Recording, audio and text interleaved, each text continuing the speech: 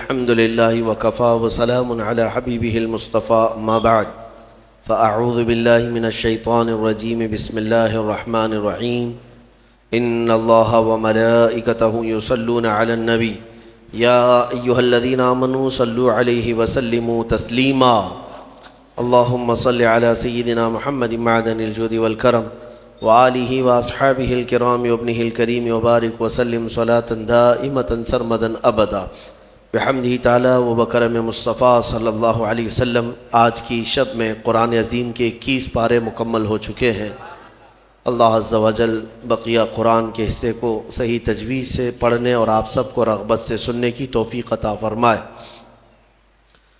کل کی بھی جو تلاوت ہوئی تھی اس کی تفسیر عرض نہیں کر سکا، اس لیے کہ کل کی شب ہم نے اصحاب بدر رضوان اللہ تعالی علیہ مجمعین کے نام سے محفل کو منسوب کر دیا اور ان کا ذکر خیر کیا گیا۔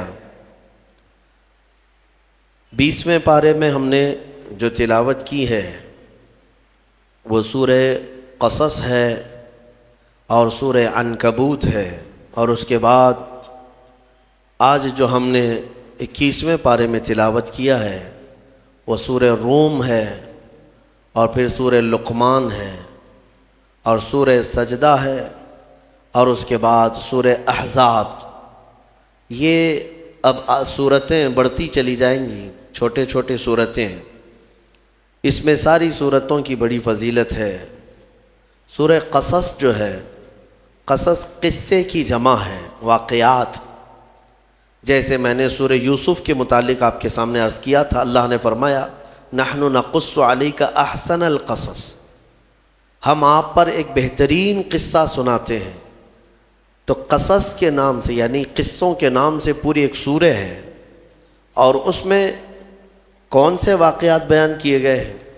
وہ سیدنا موسیٰ کلیم اللہ علیہ الصلوۃ والتسلیم کی پیدائش سے لے کر ان کے نبوت کے معاملات، اور پھر فرعون کے ساتھ ان کی جو مناظرے، مکالمے، مجادلے ہوئے، ان سب چیزوں کے متعلق اس میں بیان کیا گیا ہے۔ بات ایسی تھی کہ فرعون، ویسے میں آپ کو بتا دوں کہ فرعون کون ہے۔ فرعون صرف ایک شخص کا نام نہیں ہے۔ مصر کا جو بھی بادشاہ ہوتا تھا اس کا لقب فرعون ہوتا تھا۔ تقریباً 18 یا 19 فرعون آئے ہیں۔ جو بھی بادشاہ ہوتا تھا اس کا لقب تھا یہ فرعون، اکثر لوگ اس کو نام سمجھتے ہیں۔ فرعون بادشاہ کو کہ وہاں کے مصر کے، اور نمرود عراق کے بادشاہ کو کہا جاتا ہے، اور ملک روم کا جو بادشاہ ہوتا تھا اس کو قیصر، اور ایران کا جو بادشاہ ہوتا اس کو کسریٰ کہا جاتا۔ یہ بادشاہوں کے لقب ہوا کرتے تھے، نام الگ ہے ان کے۔ اب جو موسیٰ علیہ السلام کے زمانے کا فرعون تھا وہ بڑا جری تھا، اسے طاقت پر غرور بھی تھا، گھمنڈ بھی تھا۔ ایسا ہے کہ تقریباً 100 سال تک تو کبھی اس کو سردی بخار بھی نہیں آئے، بیمار کبھی نہیں ہوا۔ تو آدمی کو جب کوئی تکلیف نہ آئے تو وہ غرور میں بڑھ جاتا ہے، اور اسے ایسا لگنے لگتا ہے کہ میں سب سے پاورفل آدمی ہوں دنیا کا، مجھے کچھ ہو نہیں سکتا۔ تو یہی فرعون ہے جس نے اپنے زمانے میں یہ اعلان کیا تھا کہ لوگوں میں تمہارا رب ہوں، تمہارا بڑا رب میں ہوں، میری عبادت کرو۔ بات تو چل رہی تھی، اور لوگوں کو اپنی خدمت پر معمور کرنے کی بجائے اپنی عبادت پر معمور کرتا تھا۔ ہزاروں لوگ اس کو سجدہ بھی کرتے۔ ایک دن ایسا ہوا کہ فرعون نے خواب دیکھا، آسمان سے ایک تارا ٹوٹ کر اس کی گود میں گرا یا اس کے محل پہ گرا، اور پھر آگ لگ گئی اس کے محل میں۔ وہ گھبرا کر کے اٹھا، صبح نجومیوں کو، کاہنوں کو بلایا کہ اس خواب کی کوئی تعبیر صحیح بتا دے۔ بہتوں نے الگ الگ تعبیریں بتائی۔ پھر جو بڑے ماہر نجومی تھے انہوں نے کہا کہ اس خواب کی تعبیر یہ ہے کہ بنی اسرائیل خاندان میں ایک بچہ پیدا ہوگا جو تیری سلطنت کو ہلاک کر دے گا، تیری سلطنت کے ہلاک کرنے کا باعث بنے گا۔ خواب کی تعبیر سننے کے بعد شاہی فرمان جاری کر دیا اس نے کہ بنی اسرائیل میں آج کے بعد جو بھی لڑکا پیدا ہوگا اسے مار دیا جائے گا، کیونکہ وہ بچہ کہیں سلطنت کی ہلاک کرنے والا پیدا نہ ہو جائے۔ تو یہ اعلان کے بعد بنی اسرائیل خاندان میں جو بھی لڑکا پیدا ہوتا اسے مار دیا جاتا۔ یذبح ابناءہم ویستحیی نساءہم، قرآن میں ہے، اللہ فرماتا ہے وہ لوگ، یہ فرعون بیٹوں کو ذبح کر دیتا تھا اور لڑکیوں کو زندہ چھوڑ دیتا تھا۔ 1 سال کے اندر انہوں نے 12,000 بچوں کو ذبح کیا، پیدا ہوتے ہی قتل کر دیتے تھے۔ لڑکے کو زندہ رہنے کا حق نہیں تھا، صرف ڈر تھا۔ یہ وہ زمانہ ہے جب موسیٰ علیہ الصلوۃ والتسلیم کی بھی ولادت نہیں ہوئی، ولادت سے پہلے اتنے بچے مارے گئے۔ پھر اس کے درباریوں نے اس سے ریکویسٹ کیا کہ اگر ایسے سب مار دیے جائیں تو آپ کی خدمت کے لیے بچے کہاں سے ملیں گے، جوان کون ہوگا؟ تو پھر 1 سال مارا جاتا، 1 سال چھوڑا جاتا، جیسے کورونا میں تخفیف دی جاتی ہے نا، ہاں، کہ صبح 6 بجے سے لے کر شام 6 بجے تک پابندی، 6 بجے کے بعد، یا پھر شام کے 6 بجے سے پابندی لگ جاتی ہے۔ بھائی 24 گھنٹے تو آنا ہی آنا ہے، وہ جو بچہ پیدا ہونا ہے وہ سال بھر یا دوسرے سال کبھی بھی پیدا ہوگا، لیکن اس زمانے کا بھی یہی قانون تھا جو کورونا کا ہے، کہ 1 دن چھٹی اور 1 دن ڈیوٹی۔ تو 1 سال نہیں مارا جائے گا اور 1 سال مارا جائے گا۔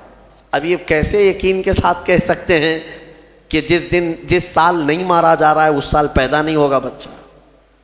خیر، یہ دنیا کی لاجک ہے، ہمیں نہیں سمجھ میں آتی، یہ ان کی تھیوری ہے، ہمیں نہیں سمجھ میں آتی۔ سیٹرڈے سنڈے کو کیوں چھٹی ہوتی ہے کورونا کی، یا پھر رات کے بعد کیوں پابندی ہوتی ہے، ایک الگ مسئلہ ہے۔ تو 1 سال چھوڑا جاتا، 1 سال مارا جاتا۔ اتفاق ایسا کہ جس سال مارا جانے والا تھا اسی سال موسیٰ علیہ السلام کی پیدائش ہوئی۔ ان کی ماں حاملہ تھیں اور پیدا ہونے کا وقت جب قریب آیا تو اللہ تبارک و تعالیٰ جسے جہاں چاہے بچائے، ہاں، جس انداز میں چاہے وہ اللہ تعالیٰ حفاظت فرماتا ہے۔ تو موسیٰ علیہ السلام کی ماں کے دل میں اللہ نے بات القاء کی کہ تہ خانے میں چلی جائیں۔ وہ تہ خانے میں گئیں، بچے کی ولادت ہوئی، لڑکا پیدا ہوا۔ اب وہ گھبرا گئیں کہ یہ سال مارے جانے والا ہے، اور وہ بنی اسرائیل خاندان سے تھیں کہ میرا بچہ مارا جائے گا، قتل کر دیا جائے گا۔ تو اللہ تبارک و تعالیٰ نے ان کے دل میں یہ بات القاء کی کہ ایک صندوق لے لو لکڑی کا، اور اس میں اس بچے کو ڈال کر دریا میں بہا دو۔ بھلا کوئی ماں کیسے بہائے گی؟ لیکن اللہ تعالیٰ فرماتا ہے وَرَبَطْنَا عَلَىٰ قَلْبِهَا، ہم نے ان کے دل کو مضبوط کر دیا تھا۔ جب اللہ تعالیٰ کسی کے دل کو مضبوط کرتا ہے تو بڑے بڑے کام کر جاتا ہے۔ ان کی ماں صندوق میں رکھ کر کے بچے کو ایک دریا کے کنارے ڈال دیتی ہیں، بہا دیتی ہیں، اور اپنی بڑی بیٹی کو کہتی ہیں کہ دیکھتے رہنا یہ صندوق کہاں جاتا ہے۔ موسیٰ علیہ السلام کی جو بڑی بہن تھیں وہ دیکھتی ہوئی جا رہی تھیں اس صندوق کے پیچھے۔ صندوق بہتے بہتے بہتے ایک باغیچے کے کنارے لگا۔ وہ باغیچہ فرعون کا ہی تھا، اور فرعون کی بیوی وہاں پر ٹہلنے کے لیے شام کے وقت آیا کرتی تھی۔ جب وہ اپنی کنیزوں کے ساتھ وہاں آئی تفریح کے لیے تو ایک صندوق کو اپنے باغیچے کے کنارے لگا ہوا دیکھا، اٹھانے کے لیے کہا، اٹھایا گیا تو نہایت ہی خوبصورت بچہ۔ اللہ تعالیٰ نبیوں کو خوبصورتی دیا ہی ہوتا ہے۔ فرعون کے گھر میں کوئی بچہ نہیں تھا، اولاد نہیں تھی، تو فرعون کی بیوی نے اٹھا لیا اور کہا کہ لاؤ یہ بڑا خوبصورت بچہ ہے، حسین بچہ ہے، اور اپنے محل لے آئی۔ فرعون سے کہا کہ آج سمندر میں، دریا میں بہتا ہوا ایک بچہ کنارے پر آ لگا، میں نے اس کو اٹھا لیا ہے۔ فرعون نے کہا کہیں یہ بچہ تو نہیں جو میری سلطنت کو ہلاک کرنے کا سبب بنے گا؟ بیوی نے کہا ایسا کیسے ہو سکتا ہے، وہ تو بنی اسرائیل خاندان میں پیدا ہوگا، یہ تو کسی دریا سے بہتا ہوا آیا ہے، پتہ نہیں کون سے ملک سے آیا، کہاں سے آیا۔ تو بہرحال اس کی بیوی نے یہ کہا کہ اس کو مت مارو، لا تقتلوه عسى ان ينفعنا او نتخذه ولدا، قریب ہے کہ ہم اس سے فائدہ اٹھائیں گے یا اس کو بیٹا بنا لیں گے۔ بیوی کی بات پر راضی ہو گیا فرعون، جو ہے بیگم کی بات پر آ گیا، اور اس کے بعد رکھ لیا بچے کو۔ اسی لیے کہا جاتا ہے عورتوں کے مشورے بہت ہی قیمتی ہوتے ہیں۔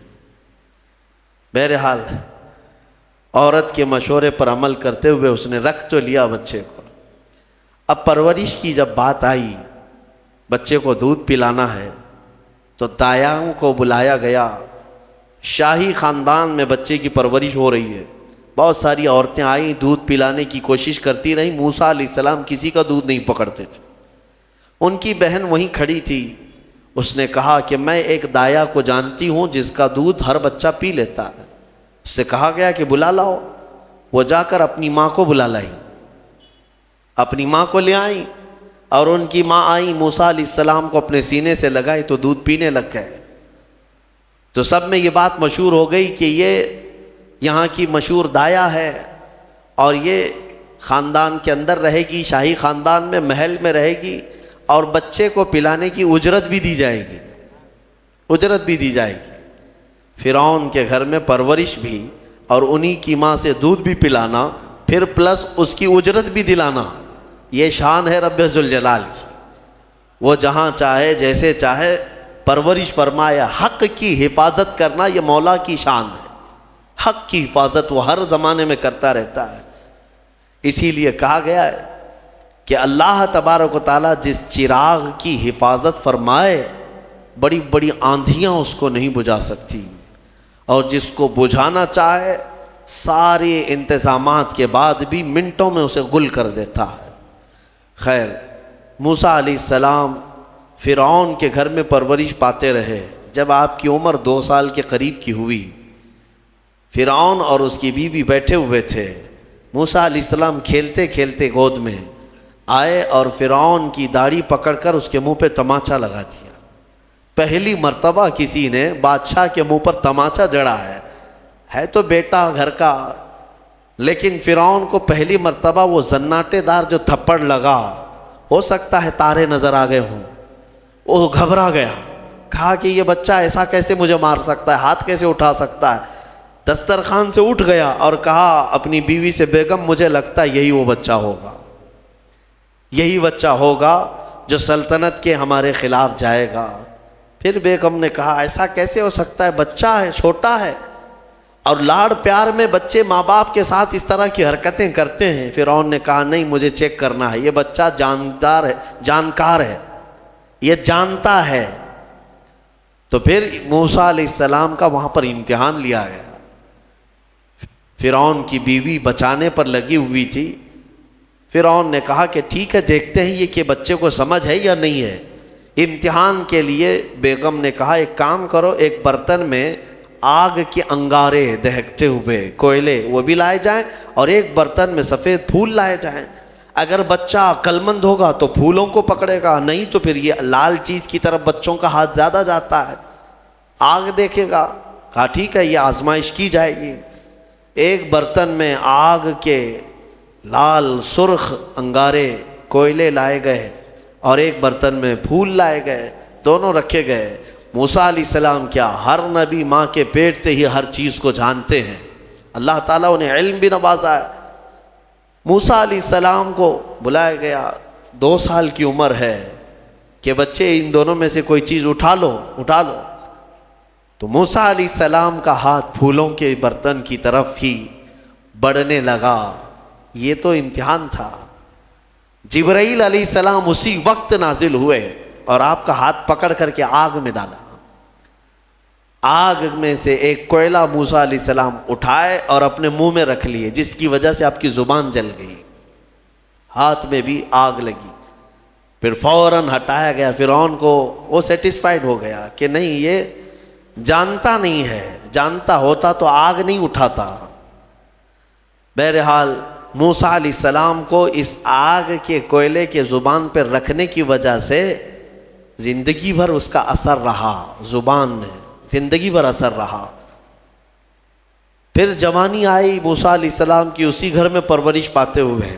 پھر آپ وہاں سے نکلے اور آپ کی ماں نے آپ کو ساری چیزیں بتا دیں کہ ہم بنی اسرائیل سے ہیں، نبیوں کا خاندان ہے، اللہ تبارک و تعالیٰ کی عبادت پر ہم ہیں، اور فرعون ظالم ہے اور وہ اپنی پرستش کرواتا ہے، اپنی عبادت کرواتا ہے، لہذا ہم فرعون کے خاندان سے نہیں ہیں۔ تو موسیٰ علیہ السلام جوان ہونے کے بعد ان تمام سچویشن کو سمجھ چکے تھے، سارے حالات کو۔ ایک بار ایسا ہوا کہ موسیٰ علیہ السلام اپنی بستی سے باہر کی طرف جا رہے تھے، 2 لوگوں کو لڑتے ہوئے دیکھا۔ ایک بنی اسرائیل کا تھا، ان کے خاندان کا تھا، ایک فرعون کے خاندان کا تھا، یعنی فرعون کا جو خاندان تھا عمالقہ ان کو کہتے ہیں، اور ان کو قبطی کہا جاتا ہے آج بھی مصر میں۔ تو قبط خاندان سے ہوا کرتے تھے، تو ان کا ایک آدمی اور ان کے خاندان کا ایک آدمی لڑ رہے تھے، تو ان کے خاندان کا جو آدمی تھا وہ پکارا موسیٰ علیہ السلام، ہائے ہائے میں مرا جا رہا ہوں، مجھے بچا لو موسیٰ، مجھے بچا لو۔ موسیٰ علیہ السلام آئے، دیکھا دونوں جھگڑ رہے ہیں، ایک تو اپنے خاندان کا تھا بنی اسرائیل، ویسے بھی بنی اسرائیل پر اس وقت بڑا ظلم کیا تھا فرعون نے، تو موسیٰ علیہ السلام نے موقع پاتے ہی، یعنی وہ فرعونی تھا، ایک گھونسا لگایا اس کو، ایک گھونسا اس کو لگایا، وہ زمین پہ گرا اور مر ہی گیا، ختم ہی ہو گیا۔ نبی کا پنجہ لگایا نا، نبی کے ہاتھ سے ایک مار کھایا اور مر گیا۔ فَوَكَزَهُ مُوسَىٰ فَقَضَىٰ عَلَيْهِ، قرآن میں ہے کہ ایک گھونسا لگایا اور اس کا کام تمام کر دیا موسیٰ علیہ السلام۔ پھر حضرت موسیٰ علیہ السلام کو افسوس ہوا کہ یہ مجھ سے کیا ہو گیا، یعنی میں نے تو اس دونوں کے جھگڑوں کو چھڑانے کے لیے کوشش کیا، لیکن میرے ہاتھ سے یہ مر گیا۔ اللہ کی بارگاہ میں آپ نے استغفار کرنا شروع کیا، اے اللہ تو مجھے معاف فرما دے۔ فغفر لہ، اللہ تعالیٰ نے معاف بھی فرمایا، آیتیں نازل ہوئی۔ پھر چند دن کے بعد ایسا ہوا، پھر ان کے خاندان والا بنی اسرائیلی ایک بار پھر کسی سے لڑ رہا تھا، دوسرا ہی دن تھا، موسیٰ علیہ السلام کو پھر آج اس نے پکارا۔ تب موسیٰ علیہ السلام نے کہا غلطی تو تیری ہی ہے، کل بھی تو ہی لڑ رہا تھا، آج بھی تو ہی لڑ رہا ہے، یعنی روز تو نے پیشہ بنا لیا لڑنے کا۔ تو موسیٰ علیہ السلام اپنا پنجہ لے کر اسی کی طرف آنے لگ گئے، یہ جو اسرائیلی تھا، تو وہ ڈر گیا، اس کو پتا تھا کہ کل کیا ہوا ہے، ایک گھونسا کھانے کے بعد ہوتا کیا ہے، تو چیخنے لگا اتريد ان تقتلني كما قتلت نفسا بالامس، موسیٰ کیا تو مجھے بھی ویسے ہی قتل کرنا چاہتا ہے جیسے کل تو نے قتل کیا تھا؟ یہ کہتے ہوئے وہ جھگڑا چھوڑ کر بھاگ گیا۔ اب بھاگ کر جا کر فرعون کے خاندان والوں کو، بلکہ فرعون کو سب بتا دیا کہ موسیٰ بنی اسرائیل سے ہیں، اور ایک فرعونی کو، ایک تمہارے خاندان والے کو کل موسیٰ نے قتل کیا ہے۔ تو معاملہ بڑا بگڑ گیا، فرعون کے دربار میں یہ سب اس نے چغلی کیا۔ بتاؤ وہ کون تھا؟ بنی اسرائیل خاندان سے، موسیٰ علیہ السلام کے خاندان کا تھا، اور فرعون کے ہاں چغلی کیا ہے انہی کی۔ ہاں، اسی لیے کسی نے کہا ہے نا ہماری کشتی وہیں ڈوبی جہاں پانی کم تھا۔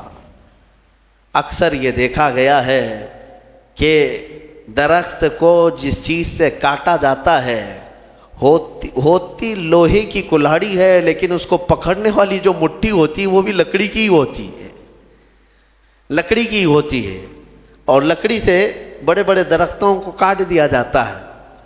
اور اسی لیے کسی دانشور نے یہ بھی کہا ہے ماچس کی تلیاں بھی بہت چھوٹی چھوٹی لکڑیوں سے ہی بنتی ہیں، لیکن وہ بڑے بڑے درختوں کو جلا سکتی ہیں۔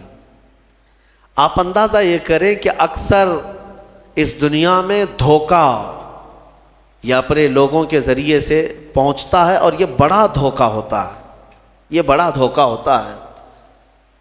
ایمان والوں کو بھی آج تک جس چیز کا سب سے بڑا نقصان اٹھانا پڑا ہے وہ جماعت کے اندر موجود منافقین سے، غداروں سے، منافقین سے، ہر زمانے میں، اس لیے کہ یہ چوہے پتہ نہیں چلتے، گھر کے اندر ہوتے ہیں، ساتھ اٹھتے بیٹھتے ہیں، ساری چیزوں کی خبر دیتے ہیں۔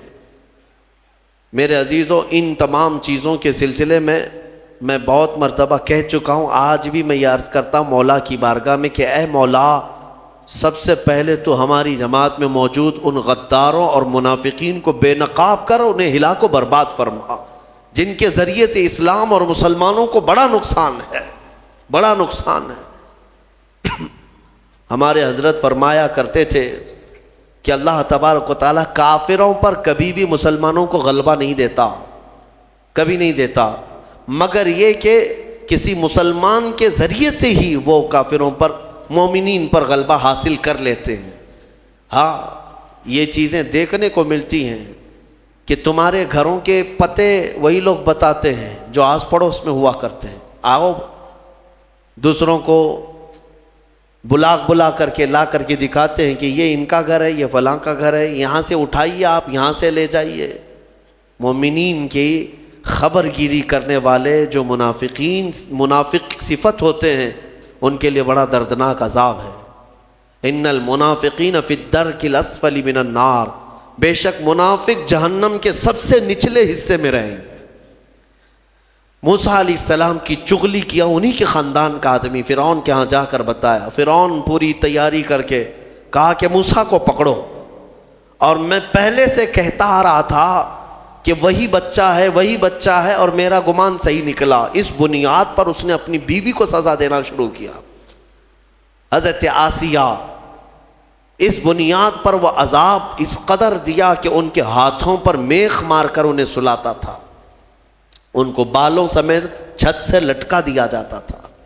بہت شدت کی تکلیف دی حضرت آسیہ کو، کیونکہ وہ موسیٰ علیہ السلام پر ایمان لاتی، وہ موسیٰ کے خدا پر ایمان رکھتی تھی۔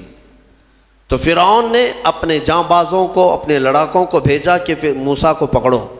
وہ سب نکلے تو ایک ان کی اچھائی چاہنے والا، ان کا خیر خواہ شہر سے دوڑتا ہوا آیا۔ وجاء رجل من اقصى المدینة یسعی، دوڑتا ہوا آیا شہر سے اور کہا، قال یا موسیٰ ان الملأ یأتمرون بک لیقتلوک، فوج پیچھے سے آ رہی ہے تمہیں قتل کرنے کے لیے، تم یہاں سے فوراً نکل جاؤ، یہ بستی چھوڑ دو۔ حضرت موسیٰ علیہ السلام اس کی بات سن کر کے نکل پڑے۔ یہ مصر کی سرزمین تھی، چھوڑ کر کے آپ وہاں سے نکلے۔ فخرج منها خائفا یترقب، وہاں سے خوف کے عالم میں نکلے تھے۔ موسیٰ علیہ السلام دوسری بستی پر چلے گئے، ایک ایسی جگہ پر گئے، یہ پورا واقعہ تفصیل سے سورہ قصص میں موجود ہے۔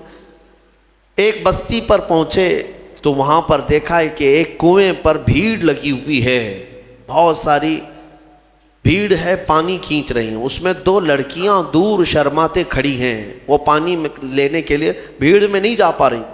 تو موسیٰ علیہ السلام بھیڑ کو چیرتے ہوئے آئے اور ان دو لڑکیوں کے لیے پانی آپ نے ڈول سے نکلوایا۔ آپ مضبوط تھے، قوی تھے، طاقتور تھے۔ پانی آپ نے نکالا اور پانی نکال کر ان دونوں لڑکیوں کو دیا۔ تو وہ جوان لڑکیاں تھیں، انہوں نے کہا کہ چلو، ہمارے باپ اس شہر کے بڑے نیک اور پرہیزگار آدمی ہیں، ہم تمہیں لے کر کے چلتی ہیں اور اپنے باپ سے تمہیں اجرت دلائیں گے، تم دیکھنے میں بڑے اچھے لگتے ہو، اجنبی ہو، مسافر ہو، اجرت دلائیں گے جو پانی تم نے ہمیں ڈول سے کھینچ کر دیا ہے۔ موسیٰ علیہ السلام ان کی بات پر چل پڑے۔ کہاں؟ وہ دونوں لڑکیاں اپنے گھر لے آئیں۔ اپنے گھر لے آئیں تو ان کے والد جو تھے وہ کوئی عام انسان نہیں، وہ حضرت شعیب علیہ السلام تھے، اللہ کے نبی تھے۔ تو یہ دونوں نبی کی بیٹیاں تھیں۔ موسیٰ علیہ السلام آئے، پوچھا کہ تمہارے ساتھ کیا ہوا؟ موسیٰ علیہ السلام نے سارا اپنا واقعہ حضرت شعیب علیہ السلام کے پاس بیان کیا۔ تو حضرت شعیب علیہ السلام نے کہا، نجوت من القوم الظالمین، تم ایک ظالم قوم سے نجات پا کر کے آئے ہو، رہو ہمارے ہاں، رہو، کوئی حرج نہیں ہے۔ اب اجرت کیا دی جائے گی تمہیں جو ہماری بیٹیوں کو تم نے پانی کھینچ کر دیا؟ تو حضرت شعیب علیہ السلام نے کہا، قال احدى ابنتي هاتين على ان قالت احداهما، ان کی بیٹیوں میں سے حضرت شعیب علیہ السلام نے کہا، ہاں میں انی اريد ان انكحك، میں چاہتا ہوں کہ میری دونوں بیٹیوں میں سے ایک سے تمہارا نکاح کر دوں۔ کس بات پر؟ وہ اجرت کے طور پر نکاح بھی کر دوں گا، اور پلس مہر کیا رہے گا؟ مہر میں یہ رہے گا کہ میرے باغیچہ ہے ایک، اس باغیچے میں 8 سال تک تمہیں رکھوالی کرنی ہوگی، 8 سال تک۔ حضرت موسیٰ علیہ السلام نے کہا ٹھیک ہے۔ 8 سال کی بجائے 10 سال موسیٰ علیہ السلام وہیں رہے، شادی بھی ہوئی شعیب علیہ السلام کی بیٹی کے ساتھ، جن کا نام تاریخ میں حضرت صفورہ بتایا گیا ہے۔ حضرت موسیٰ علیہ السلام کا نکاح ہوا، وہیں رہنے لگے۔ 10 سال کے بعد موسیٰ علیہ السلام پھر اپنی بیوی کو لے کر، اپنے گھر والوں کو یعنی اپنی اہلیہ کو لے کر نکل پڑے واپس۔ پھر آپ سفر پر تھے، بیچ راستے میں آپ کو آگ کی ضرورت تھی، کھانا پکانے کے لیے اس زمانے میں ماچس نہیں، لائٹر نہیں، بلکہ ایک درخت کی ٹہنیاں ہوتی تھی، اس کو پتھر سے رگڑتے تھے تو آگ پیدا ہوتی تھی. وہ آگ کی ٹہنیاں، درخت ہی ایک آگ لگنے والا ہوا کرتا تھا. تو موسیٰ علیہ السلام وہ آگ لینے کے لیے پہاڑی پر چڑھے، اور جب وہاں پہنچے تو اللہ نے آپ کو نبوت کی تاج سے سرفراز فرمایا.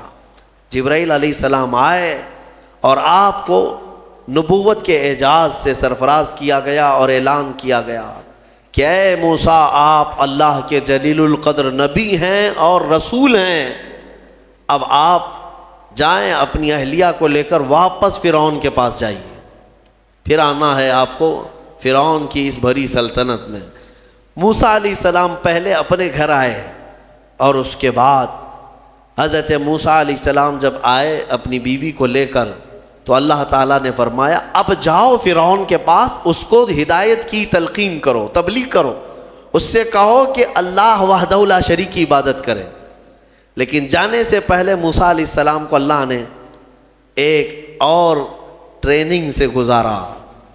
آپ کے ہاتھ میں ایک لکڑی ہوا کرتی تھی، چھڑی، جو آپ کا عصا تھا. اللہ نے فرمایا اے موسیٰ، اس لکڑی کو زمین پر چھوڑو. آپ نے زمین پر چھوڑ دیا. قال القها یا موسیٰ فالقاها فاذا هي حیۃ تسعى. قرآن کہتا ہے جیسے ہی موسیٰ علیہ السلام نے زمین پر اس لکڑی کو ڈالا، وہ ایک خوفناک اژدہا سانپ بن گیا.